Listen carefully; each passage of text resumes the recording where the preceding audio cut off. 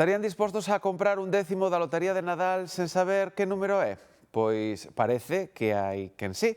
Fano nunha librería de Monforte e a iniciativa está sendo todo un éxito. Neste despacho de Monforte ofrecen a posibilidade de xogar un número e non abrilo ata o mesmo día do sorteo. É unha iniciativa que facemos pois para darlle un pouco máis de chispa á venta de décimos para este sorteo e consiste en ter un décimo, bueno, pois como vedes aquí, son décimos de Nadal metidos nestes sobres, entonces os clientes veñen e os máis atrevidos, porque claro, a historia é que deben de guardar o secreto do décimo hasta o sorteo hasta que chegue o día do sorteo.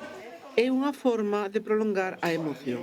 Siempre estás con la intriga de si te va a tocar, pues más aún todavía si no sabes el número que vas a jugar, aún es más intrigante todavía. Pareceme ben, porque efectivamente é bastante intrigante, bueno, pois é unha maneira máis de que sexa doble sorpresa. Hai clientes que se decantan por esta opción. Como acaban de decir, como as sorpresas son así, pois venga, sorpresa. E, ademais, unha forma de tentar a sorte ao deixar a elección do número ao azar.